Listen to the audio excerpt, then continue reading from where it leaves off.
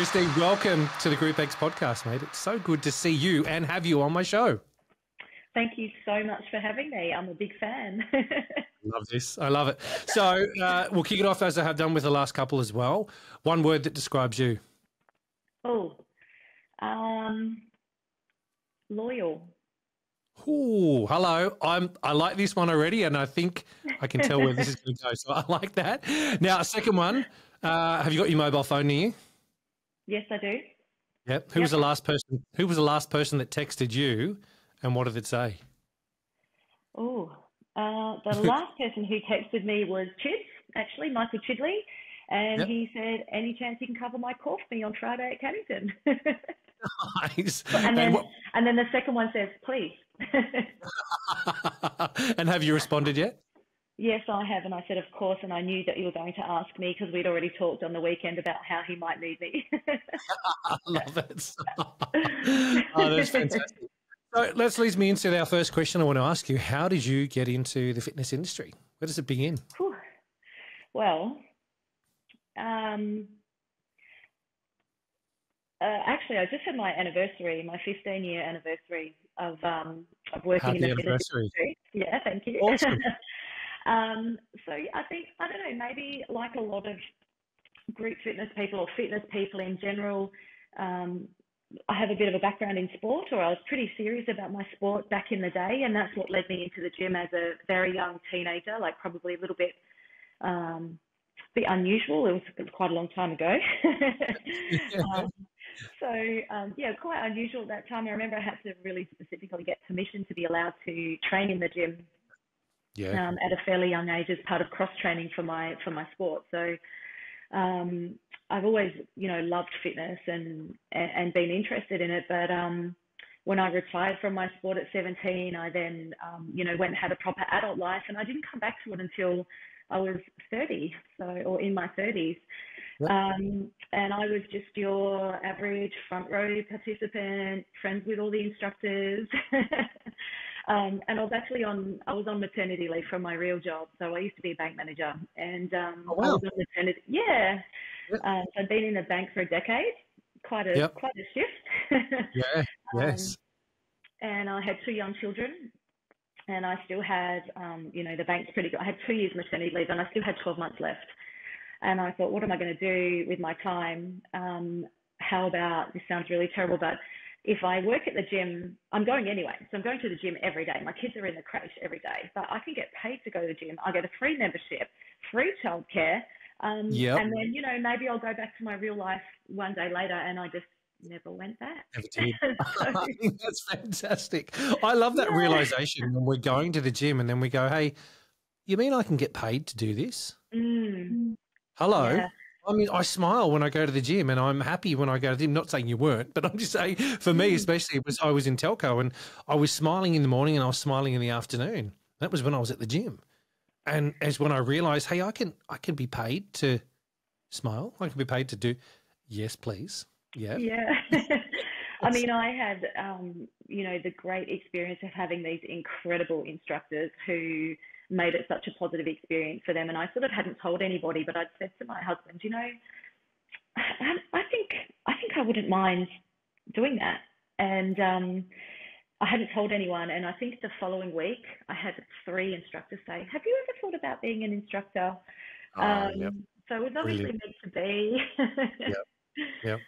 So take me back to when you said you're in your early, your teens, and you said at 17 you retired or you stopped. What were you doing? What sort of sport was it that you're involved in? Can I just remind you that this is this was between the mid 80s to the mid 90s. Yep. And I was an artistic roller skater. So I represented WA for 10 years in a row, and also I was in the junior Australian team for part of that time as well. So so I was very serious about my sport, and competed at a relatively high level. Yeah. I was tennis. I was tennis. I was the boy out there wearing all white playing tennis, and I had a massive font of hair back in those. I did have hair back in those days, I should tell everyone. There was hair there. But next to our tennis courts was a roller rink. And they had comps and they had all that kind of stuff that would go on there. And I think I only ever went in there maybe 3 or 4 times when we had a school disco or something go on. But I people know I can't dance, so there's no chance I was going to be getting on roller skates back in the 80s, 90s either to do any of that. But, mate, that's a skill. Well done. That's fantastic. Yeah. Look, I knew we actually had a rink close by as I was growing up, and it did close, and then it was just at a local rec centre. But that was, sort of late 80s, early 90s, Friday night, you went skating. That's what you did. You went to the skating session, which was quite different to what I did, but it was very popular. And I knew from a very young age, I won tiny tots at the state championships in 1985, and I was 7, and I went to the national titles by myself with just my coach. And then, awesome. I knew exactly what I wanted to do, and I very single-mindedly trained at quite a serious level for sort of that 10-year period. So, yeah. I love the fact that if you look at it in a way, you were not center of attention. That's not what I'm trying to say here, but you were in the spotlight back then. You were out on display doing stuff and people were watching you. So I think if you look at it as a group exercise instructor, we're up on stage. Yeah, we're in front of people. People are looking at us. So you've obviously, that side of your life has started very early, and you felt comfortable with it of an early age as well. Why did you stop at 17? Was that just, you got to that age of going? Yeah. Well, it was on a Friday. Yeah, look, it was year 12. I had exams coming up. I actually won the national titles again in my division, and I intended to have a break because I'd actually never had a break in 10 years, and thought I would take a break, and then life got in the way. I finished school and I got a job, and it's not the cheapest sport either, so it didn't seem like it was possible for that to continue for me. So, yeah. Oh, that's fantastic. Well done. Again, well done on that. I think that's brilliant. It's a different story than one I haven't heard before, and I like hearing, those ones, especially when it's stuff from the 80s and 90s, man. That's my era, so, I mean, I've fully just given away my age, but, Yeah, that's all right. Look, I'm still a bit older, so we'll just 21 forever. That's all we need to say. Yeah. This is the GROUPEX Podcast. So you went into the gym, you got your permission, you're in there doing that. Was it group exercise or was it just gym floor doing circuit stuff? No, just gym floor. But I don't know if I just have a really good memory, but I remember my group fitness journey so clearly. So I, and it's funny because I remember thinking when I worked at the bank, imagine having a job where you can just sort of like wear sneakers to work every day. How great would that be? And I kind of just realized a few weeks ago that that's me now. Yeah.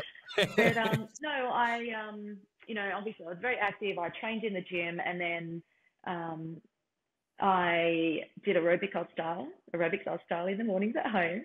And when I was in my senior school years, we had a new phys ed teacher, and she was a dance teacher, and she put together like a little like team aerobics type performance group that I did. So I kind of knew what that was, but it wasn't until much later, late 90s it was. I was going to aqua aerobics.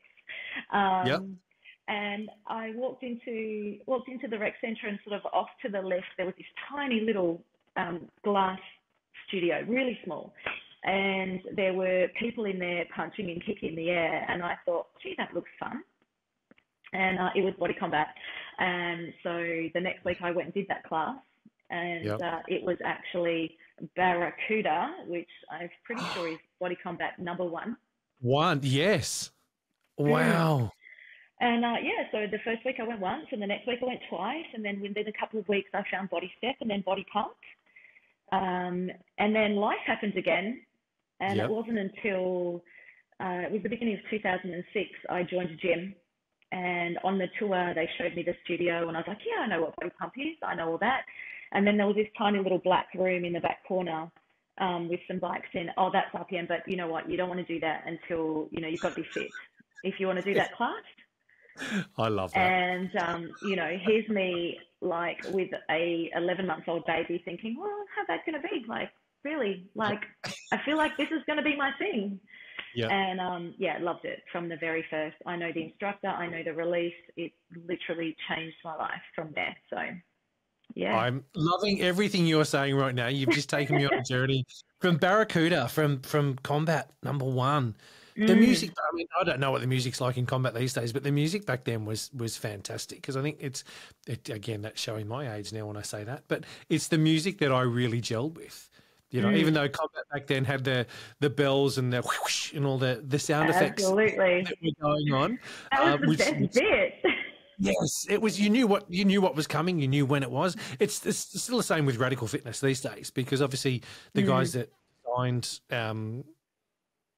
combat have gone over and are doing, Nathaniel and Gabby are doing Radical Fitness stuff. But it's I believe it's still the same. They've still got the same sort of sound effects going on with that. But that's brilliant. I love those stories of early days in the industry, and I think there's so many of us that are I know there's people that tune in, that listen, that have been in the industry for a good 15 to 20 years, that remember, the early releases and remember what it was like back in the day. Walk into a gym, you were given that museum tour around the gym, this is this, whatever it may be. And so often I remember hearing, that's the cycle studio. You need to be fit to go in there. It's like, no, people, you go in there to get fit. You don't need to be fit to then go in there. That's not the pinnacle and the top of it all. You just go in. You just go and you have a whole lot of fun, and you, no matter what it is, whether it's in the main GROUPEX room or the cycle studio, you just get in there and have a hell of a lot of fun. 100%. And I think that's what it is. Obviously, the movement to music is probably what drew me in, because that's what artistic roller skating is. You perform a routine to the music, you perform choreography to music. So, the room is black and the light, there's blue light, and the instructor's like, woohoo, and the music's amazing. And I was hooked from that very first RPM class for sure. Let's be realistic though. I think you're probably hooked from Aerobics on Style. Well, yes, only because I wanted like the matching, I love their outfits. Like the scrunch socks and the tie. It was all, that was my dream, to wear like that matching outfit. I just remember it was 6 a.m. every morning it was on, and I remember probably the last couple of years of high school it was on, and it was on TV because you woke up. You were watching whatever was on TV, or you were sitting there having your cereal or whatever it was, and that was on TV. And probably subconsciously, that's where it sort of started for me, but I didn't realise that group exercise was going to be a massive part of life. Absolutely. So what was the first program that you trained up in? RPM. Yeah. Brilliant. So I just had my 15-year anniversary for RPM. It's my first love. So I mean, who was your trainer for it? Robin Fermoil was my trainer. Yep. In WA, What it was RPM 40, and my track was track 6, Adelante. Ah, banger! What a track! Yes, it's funny, Lee Smith's obviously with Body Bike stuff. He's doing a whole lot of they're doing their RPM 100 over here in the next couple of weeks, and he's been asking people for the favourite tracks, favourite release with Forever 1, 2 and going all through. And the amount of bangers that have just come up that have reminded me of how good some of the music has been. It's just, and that Adelante is just yes. See, I say that and it casts my mind back to the days of North Sydney for me, where it was the, in my late 20s, early 30s, and just having a hell of a lot of fun with doing, And it's still, I think the one thing with RPM in particular, I mean, a lot of the programs for RPM, is it still translates. You can still go back and do those tracks. They're still bangers. They're still hard work. They're still, they meet the brief. They're still amazing all these years later. So how did you find training? How did you find your RPM module? Well, I mean, I had the most amazing instructors. So I felt and I was friends, I was a proper group fitness groupie. I had my bike and I knew all the instructors, and we used to chat for 20 minutes after. And, but I remember one of the instructors who was my friend, she encouraged me to, when I said, I think I'm going to do it. She's like, and I've got a feeling she might have endorsed me in the group the GFM Yep. said to me the next week, hey, I heard a rumor that, you know, you're doing your training. And to be honest, and she'll laugh when I say this, I was actually we all were, I was quite scared of her at the time because she was an incredible instructor. And, you know, she's actually one of my best friends. I've spoken to her on the phone 3 times today. You know, she became my mentor and is now a very good friend of mine. And, but I was quite scared of her, and I was like, oh, I don't even know if she knows my name. You know, I used to do her classes, and she's like, oh, I heard you're doing the module. And here's me probably have not really asked the club for permission, or if I'm just like, oh yeah, I'm going to go do this. Yep. But training was good. Robin was a really tough trainer. And I think she was sort of making it her mission to, you know, I knew my choreography. I was very well prepared. So it was a matter of, you know, this is back in the day of the DVD kit. I'd actually bought a new Discman because I didn't have one to listen to my track when I got there. But I felt, you know, if I'm honest, I felt quietly confident. Of course, unsure of what was going to happen, but I'd been recommended by instructors. I knew that my technique was pretty good. I knew that I could remember choreography. So it was about going there and learning. And I had such great examples. You know, I had such great examples in the instructors' classes that I went to that it wasn't too much of a stretch. Yeah. That's the thing I love, and from chatting to most of the guests that I've had on the show as well, that the people that are trainers and presenters, or predominantly just the trainers, that everyone's experience with training when they've done their own training or when they're actually delivering training, we're there to teach, we're there to learn, we're there to. It's an environment that is very friendly, very. It's not it comes across daunting at first if you've never done it, but when you get in there, it's education. It's just learning. Some people can find it very overpowering, and the amount of people that I've seen and helped through sitting there bawling their eyes out from day 1 to then day 2, and I can't come back and that kind of stuff. It's like, guys, you can do this. You know, that our aim is not to fail you. Our aim is to help you pass, to actually get out there and do this, because we all know the benefits we get from when we're up there doing it and helping other people, you know, get through their journey of fitness and that kind of stuff. And you're never expected to walk out of, you know, day 1 or day 2 module training and be an absolute gun that you can get up on stage, you know, on Monday and go, yeah, sweet, nailed this. Maybe if you've been doing it for 15 to 20 years and you're learning a new program, it might be a little bit different. But for your first ever program going in, you know, it can be really daunting, but it's a very rewarding process, I think, at the same time, when you learn a whole lot of new skills. Absolutely. You learn about yourself that you didn't realise that you know, it's like, oh wow, I can do that, or oh wow, yeah, right, that all falls into place. And I think the processes that Les Mills have are not going to set anybody up to fail. No, and that's something I talk about in initial module training. I'm like, you won't actually believe this, but this little booklet and this masterclass and all of these and this training is going to give you literally every single thing you need to be successful. You don't have to guess anything. There's no tricks. It's just do this and you'll be great. It's finding your way to deliver that message. I think that's probably the hardest thing when you look at module training is finding you in that experience to go, okay, this is what I've got to do.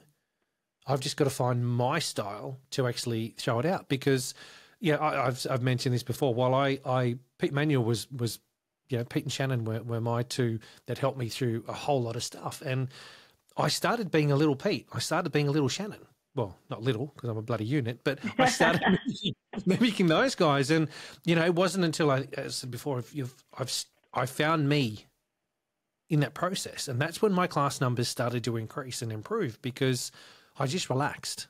It's like, Tony, you don't need to be Shannon, because there's one Shannon. We sure as hell don't need two. And the same with Pete. Pete was a singer. Pete was from the theatre type style, you know, of background.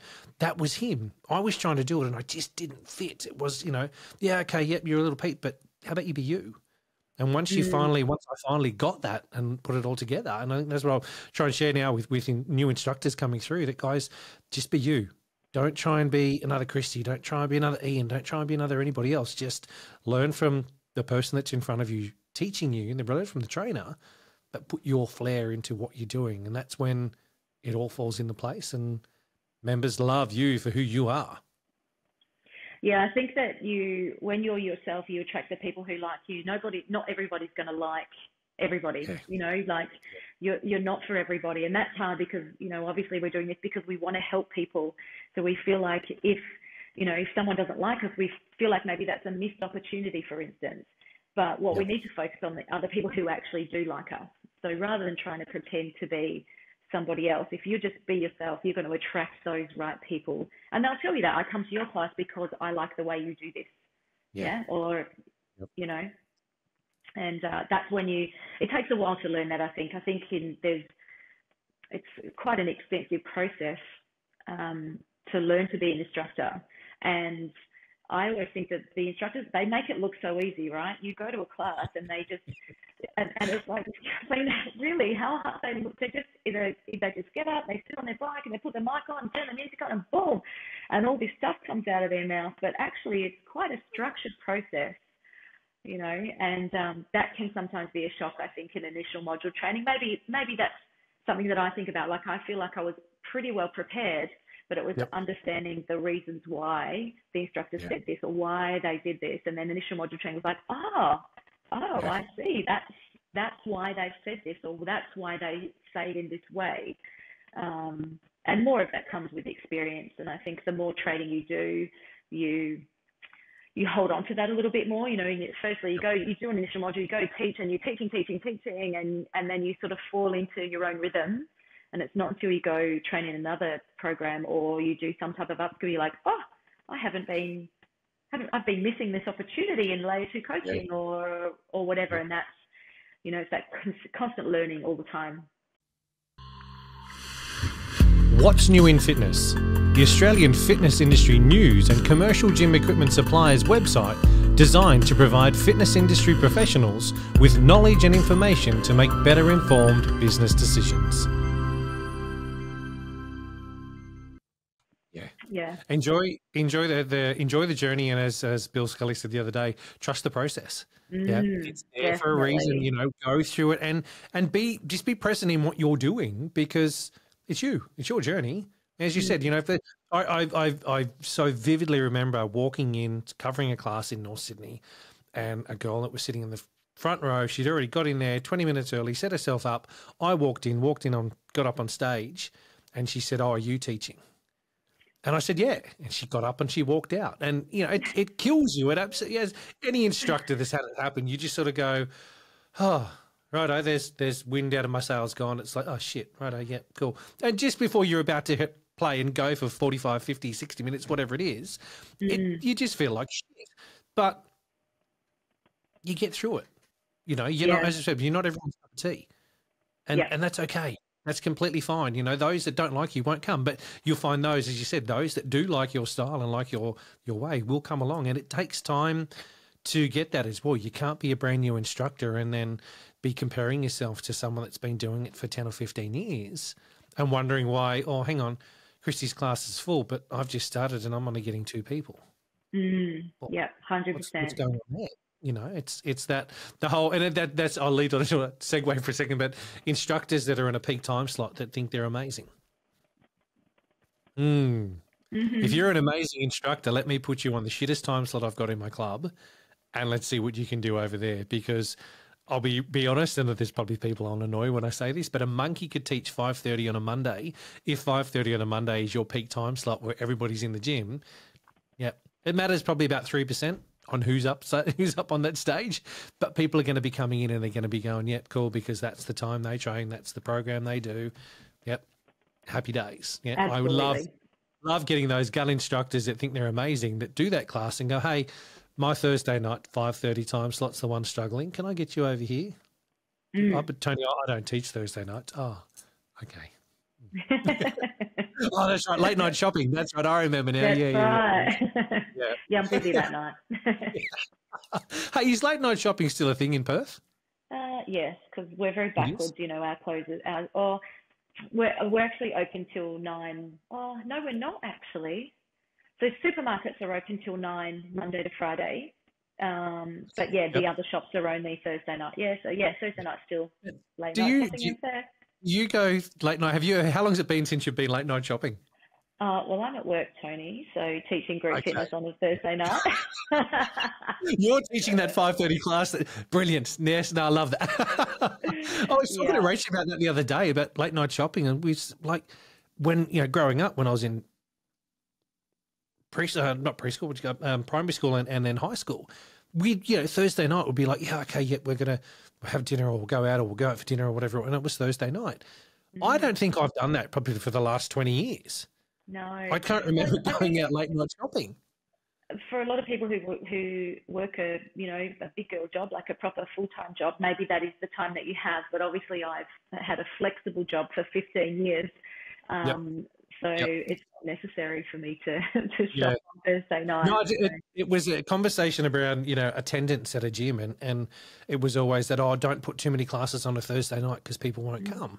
I don't agree with that. I really don't. I think there's not everyone's going to go late night shopping. There's still going to be a good proportion of your percentage of your demographic that are in your area that would come to a 6:30 class on a Thursday night, because they're not going to, like me, they're not going to go late night shopping. No, I could be completely wrong with that, but I think there's more people that don't go late night shopping than do these days that would be members of gyms that would, if there was a class on later, put it on. Don't just go, we're only going to put one class on at 5:30 and then we don't do anything else. Okay. I think it's very club dependent, probably, depending on the demographic and So we've got, you've told me about your module training. I want to ask you a question about module training specifically for you when you did it. What was the most interesting thing that you remember doing back there? So try and remove your trainer mode mind for a second and go back. What was it that really sort of captivated you, or what you did during your training that was like a standout point, like, this?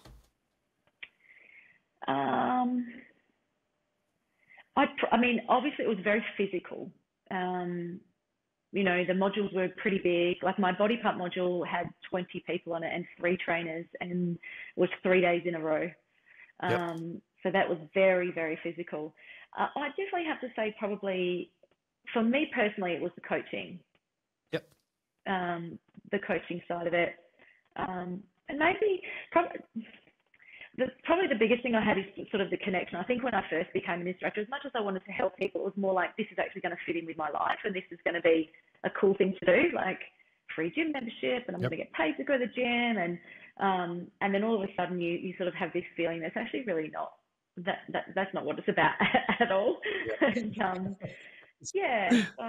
Probably that whole connection thing about, I probably knew that because I had such a community in my gym.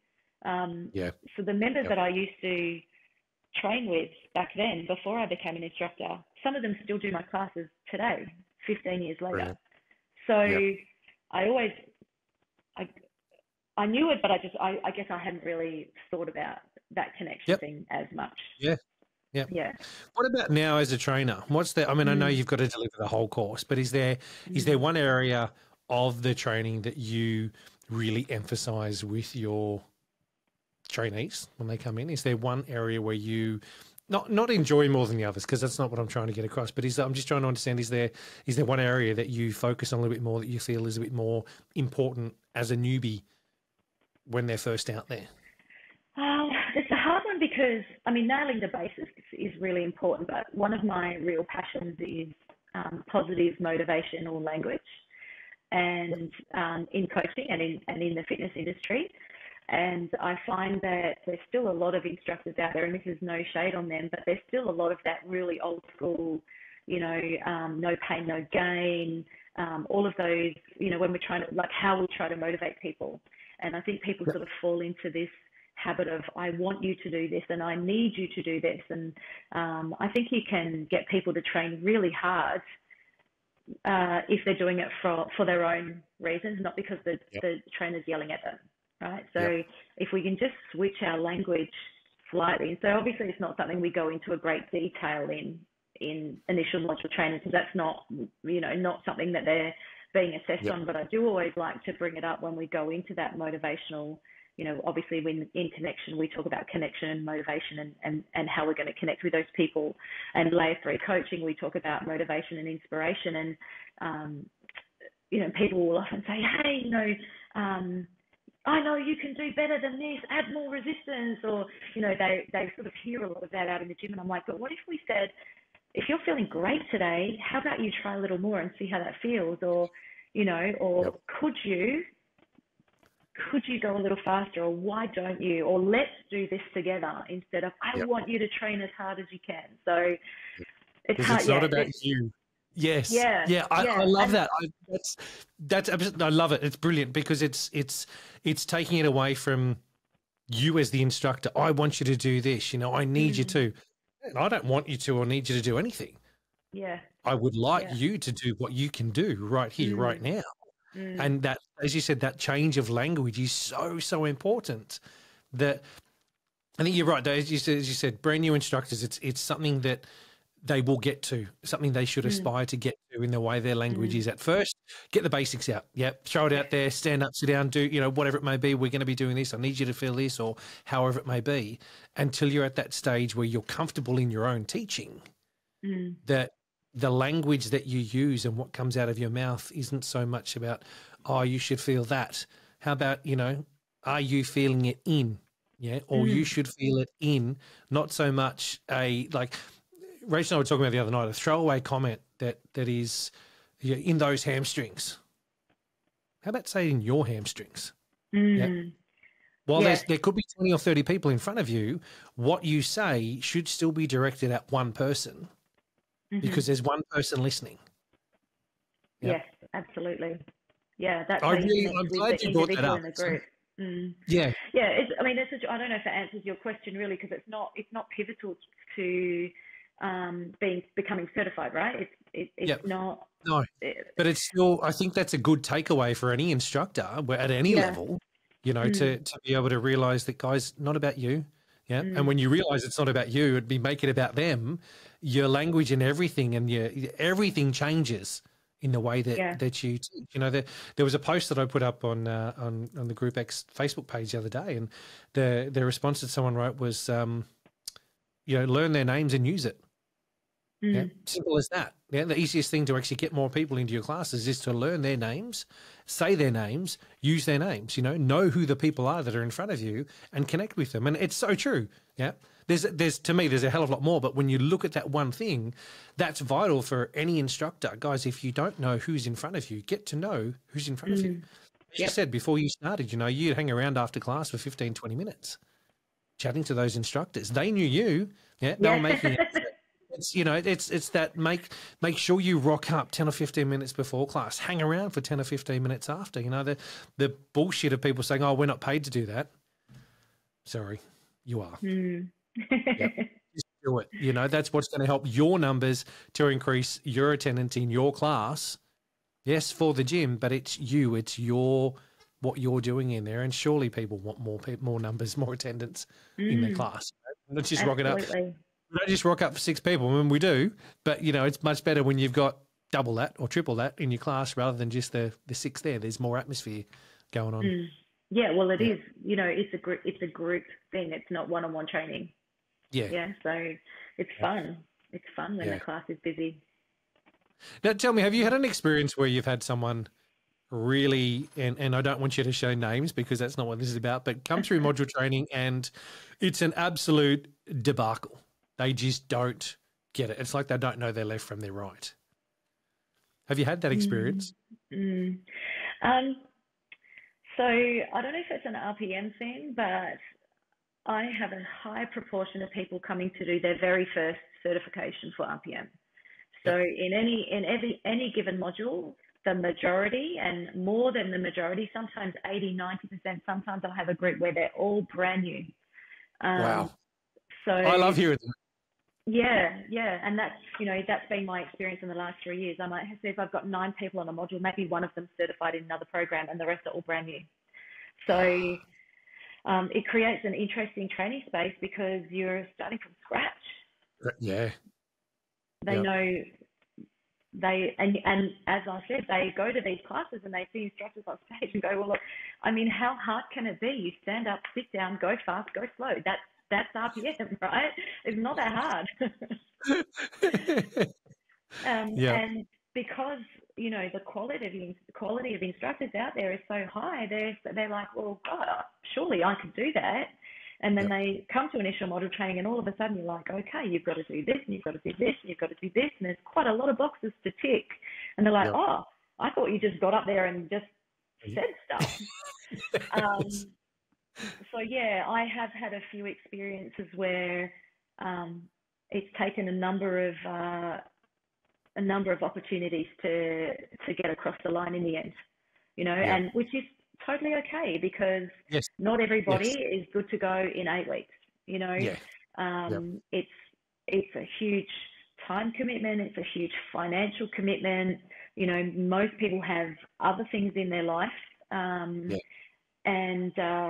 you know, if I was to say one thing, I think, and I've discussed this with lots of other people, is that I feel like, even though you know, I said that joke that I'm not sure my GFM really knew that I was like, hey, I'm going to initial module training, and she sort of endorsed me, not really knowing me very well, but I was very well prepared. And I feel like there's a lot of people who come to initial module training not actually knowing anything that is about to happen, and I feel like we do them a little bit of a disservice in that way. I think there could be a little more responsibility when you're endorsing someone to make sure that they're going to have a positive experience. And whilst they absolutely come to learn at initial module training, you know, we can set them up for success by making sure that it's going to be a positive experience for them. So do they have great technique? You know, are they on time? Because there's such a lot of information for them to learn in a short period of time. If their technique is not where it needs to be, that's going to be their focus, and then they're not able to take on, you know, all of the coaching elements or all of the other things, and it just makes it a much harder process for them. So for those of you that are listening that are RPM, looking to go and do RPM, the only thing I will say is resistance. Use it. Yep. Don't fake it. Use it, especially in track 6. Especially if Kristy pulls out Adelante as a track for you, just put resistance on. Put resistance on. That's it. It feels so good. Okay, riding on the beat with good racing resistance feels so good, and you can't understand that until you actually go there. You know, that was the one thing that I remember, because I mentioned here before. There's a lot of the Les Mills trainers were at Fitness First North Sydney, where I was inducted into this industry, and I got to shadow with a lot of instructors, and I got to even just be in their classes, and they would turn around and say, Tone, more resistance, especially in track 6. You know, I obviously had this thing of my legs, I'm a unit. And as I've said many times, you know, my legs wanted to move, but I think I was always a little bit afraid to put too much resistance on, because, you know, how much is enough? How much isn't enough? You know, it was put it on. You'll know when you need to back it off. Yeah? Don't think, I might put it on, throw it on, and you'll know if your legs slow down too much, back a bit off until you're at that stage of being able to push. And that was, I think, one thing that I'd like to pass on to instructors these days is don't be afraid to go there. Push it. 100%. You know what? The change is going to happen. Yeah. Yeah. That feeling when you hit that spot, that sweet spot of the beat's right, the resistance is right, my energy's right, it's all, hello, gets you to shut up in track 6. Yeah, and please shut up in track 6. This is the GROUPEX Podcast. So true. So true. Yeah. Hey, how do you learn choreography? What's your way of learning choreo? Well, I'm still 15 years later, when my download dropped, I'm like, yes, and I watch the video straight away. But I only watch it sort of once. I might go back to it if there's something probably less so in RPM. My other programs, I might watch it more, but RPM, I just want to watch it once and see, if there's any great cues that really land, or, I want to see what they're wearing and all that kind of stuff. So I always watch the masterclass straight away. And then I put it away and I just listen to the music nonstop for as long as I can. So it's in the car and, you know, when I'm doing my grocery shopping, and it's always on. So I just listen to music over and over and over and over and over. So I know the lyrics and I know every beat drop. And then I go back and I listen to the music, looking at the notes. Yep.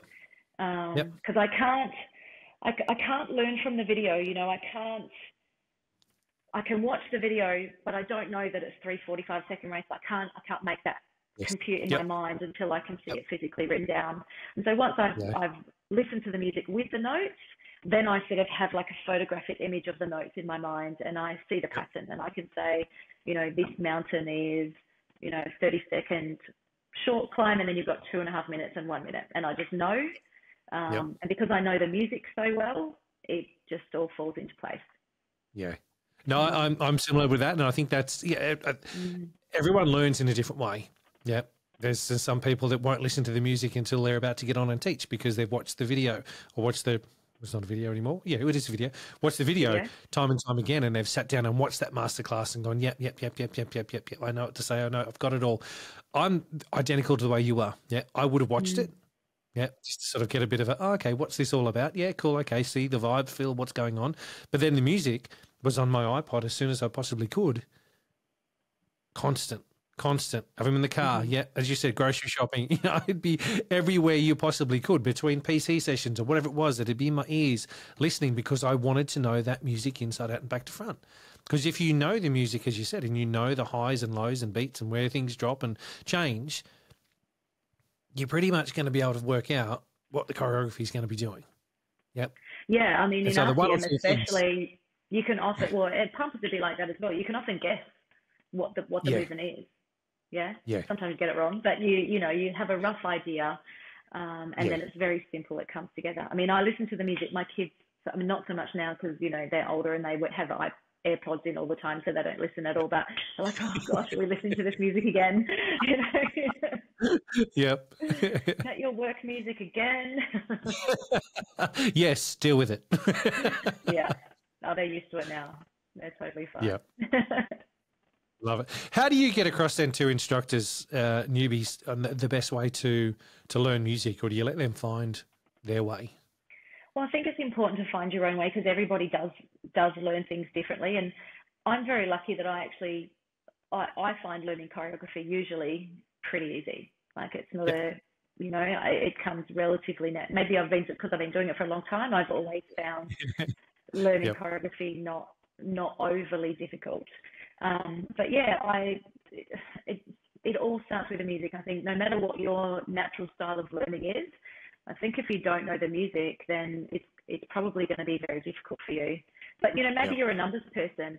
Actually, I don't think she'll mind me saying this, but I had a body pump day 3 recently. And once I gave the track allocations, I had this young trainee say to me, "But when you've written track 1, you mean squats, right?" And I'm like, "No, track 1 is the warm-up." And she was like, "I didn't know that I needed to learn it." And I'm like, "Oh, are you sure? Because we always, you know, that's the thing now." Yeah.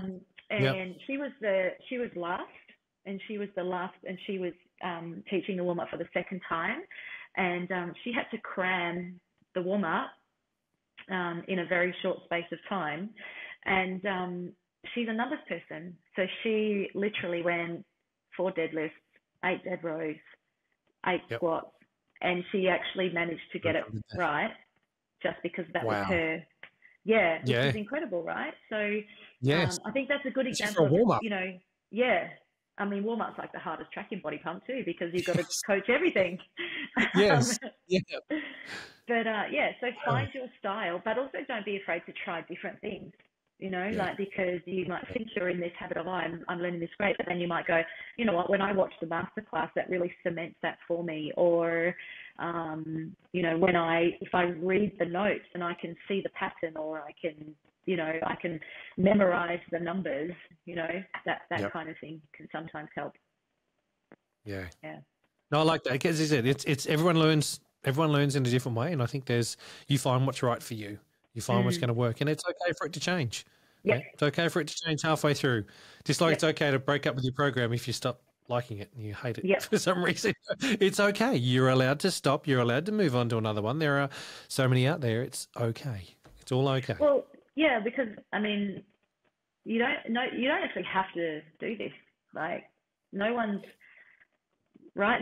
tying your hands behind your back saying you must teach this program or you must teach group fitness. Like, it's a, you know, I know it's work, and I know everyone's situation is a bit different, but I see it as a privilege and you know, to get to do this. So I feel really lucky that I get to get up every day and wear my sneakers to work and live in activewear, and you know, so I think that's an important thing to remember. If you're getting caught up in the little things, that you know, you don't have to do this, but you get to. And if you look at it that way, you're probably going to have a much better time.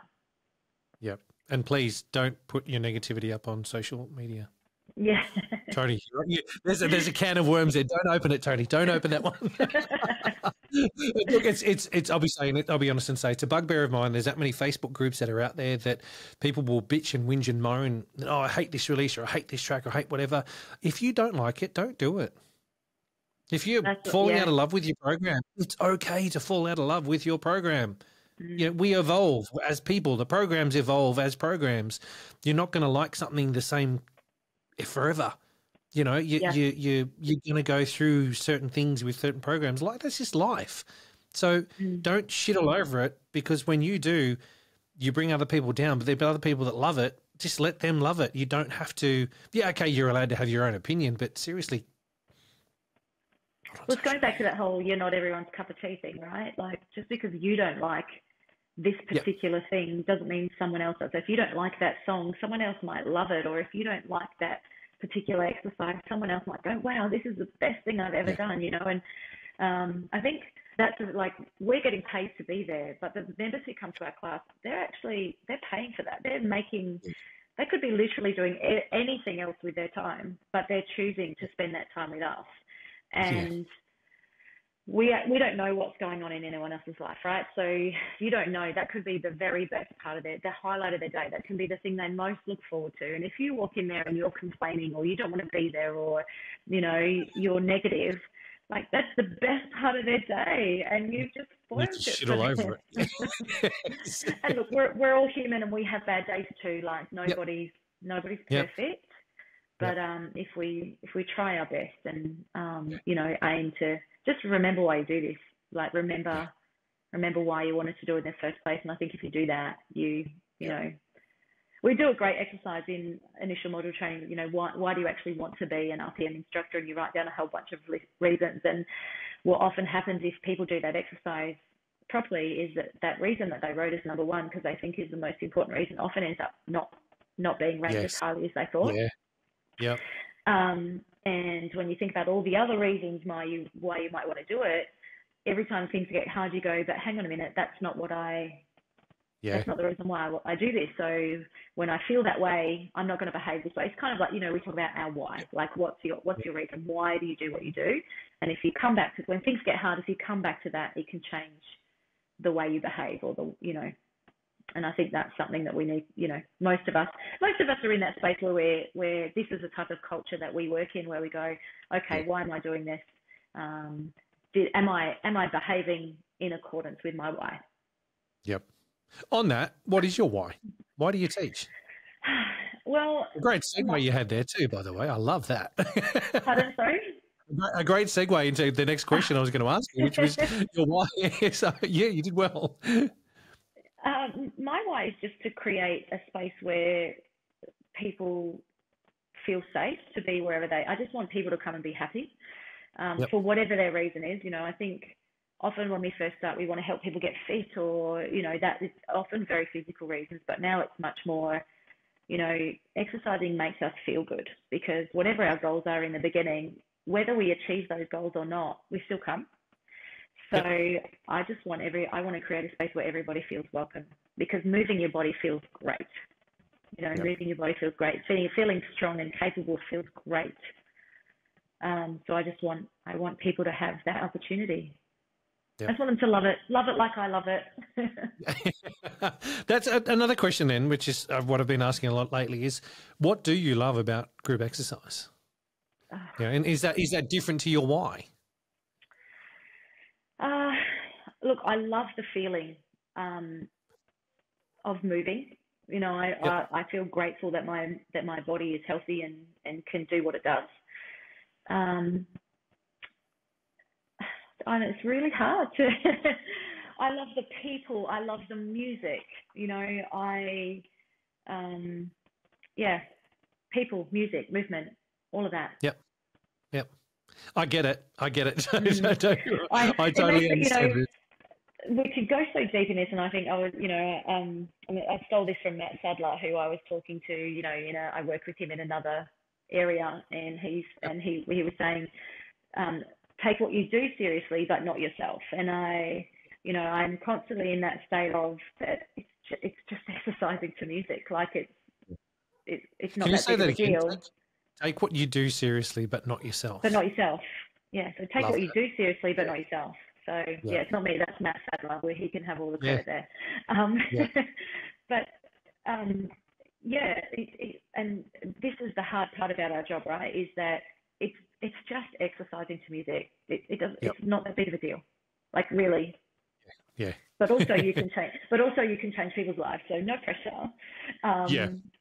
Yep. Yeah, and so that's the hard thing for me all the time, is because I'm a very much a do the right kind of person. But then on the other hand, I'm like, just come on, I don't care what you do. I'm just happy that you're here. So it's finding that balance all the time between those two things. What's new in fitness? The Australian fitness industry news and commercial gym equipment suppliers website designed to provide fitness industry professionals with knowledge and information to make better informed business decisions. What can we change in the industry in group exercise? What can we change, or what should change for the better?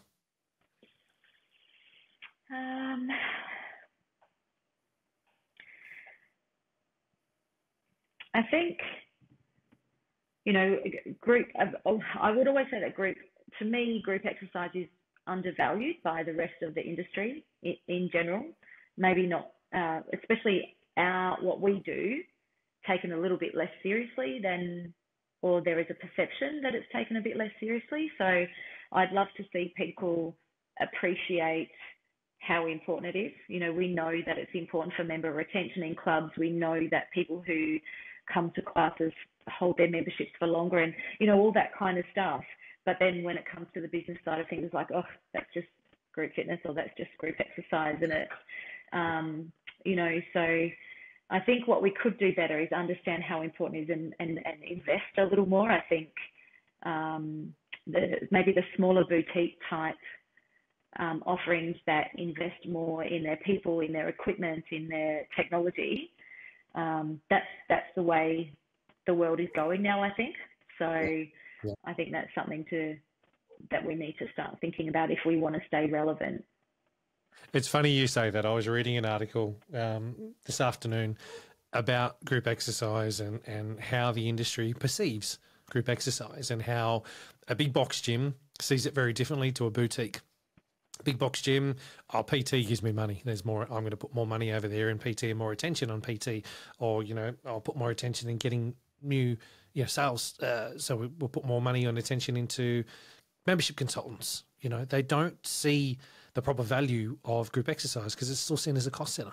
They don't see it as a retention tool. They don't see it. Now, all of us that are involved in group exercise, we definitely see it as a retention tool. We're in front of them. We're in front of the people that we are helping to retain day in, day out. But higher up the food chain, as you get higher up into management levels, they've obviously got targets set that is all monetary based.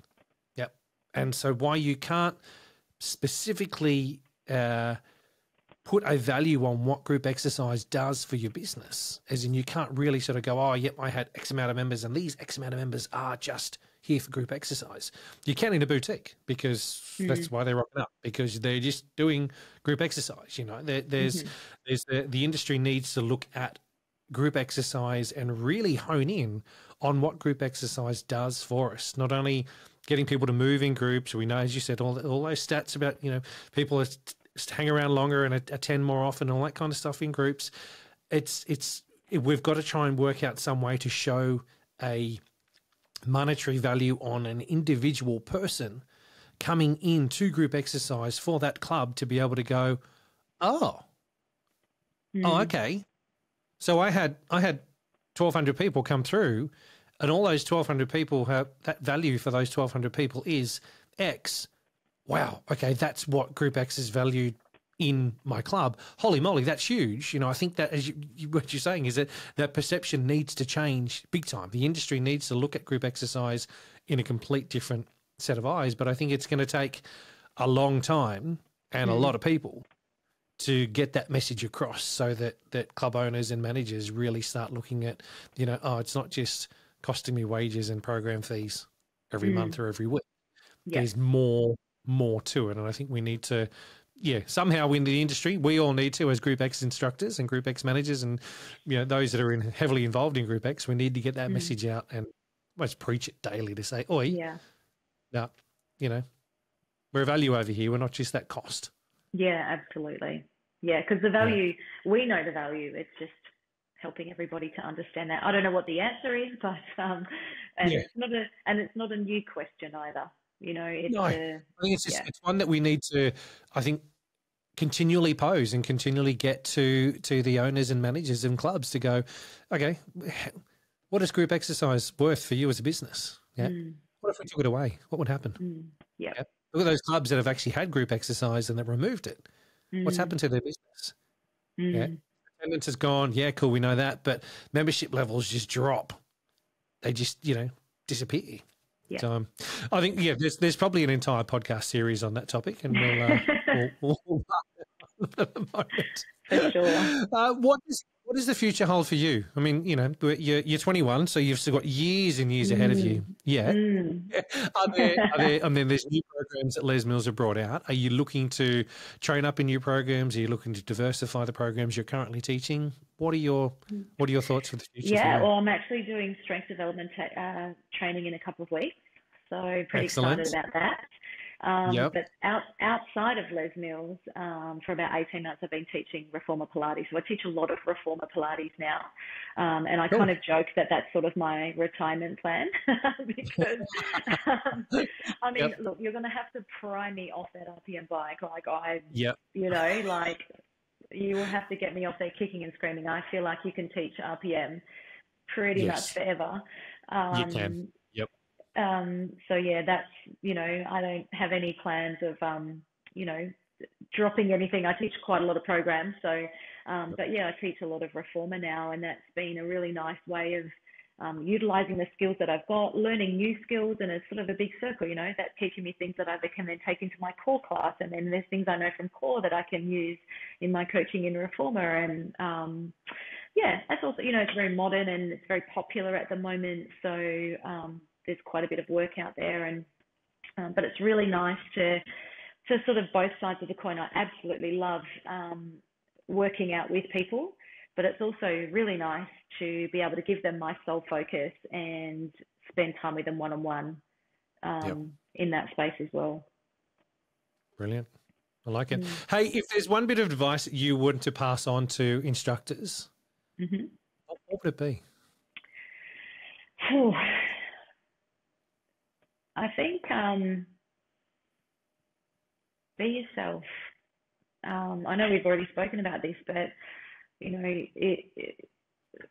you're not going to attract the people that you want until you're being yourself. And so, not being afraid to do that. Remembering that, you know, maybe not everyone is going to like you, but that's actually okay, because that's normal life. But if you're being the best version of you, if you're not acting, you're actually being yourself, those little quirks that you bring to the table are the things that people come back for.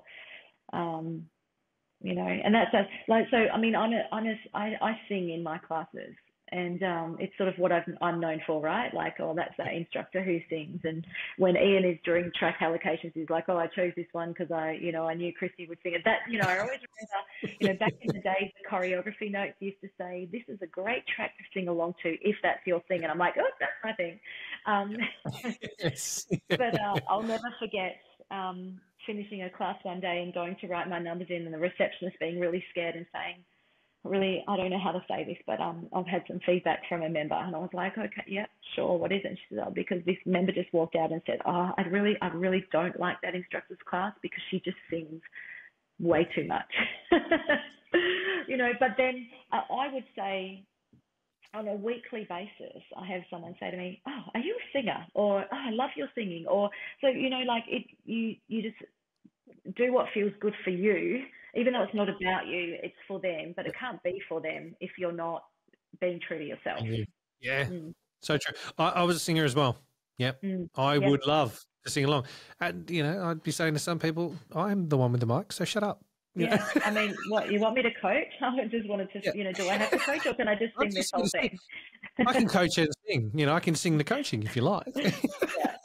So, no, I was going to say, I appreciate that, and I think it's your message that you're getting across there is spot on. Yeah, I appreciate it. I like it because it's the honest bit of truth, isn't it? Just be you. Let it fall into place. Steal all the great cues from the people that you admire. Absolutely. Yes. Yep. It's not stealing; it's sharing. But yeah, take all the best bits of the people that you admire, and then just use that in your own way. Yeah. And also your IMT trainer will know if you're saying exactly what's on the masterclass because we'll remember. Yes, there can only be one Glenn Ostergaard. Please don't try and be Glenn Ostergaard. Be you. Say what he says, but be you. Yeah. Yeah. Yeah, brilliant. Yeah. Kristy, thank you so much for coming on and sharing some time with me, man. I say it to everyone, but I love it. I really do. I love doing this. I love sitting down talking to people, and everyone's got a unique story that they're able to share. And I've enjoyed hearing yours right from the early stages of roller skating to what you're doing now as well in singing in classes. So thank you for coming on and being a part of it. Oh, thank you so much for having me.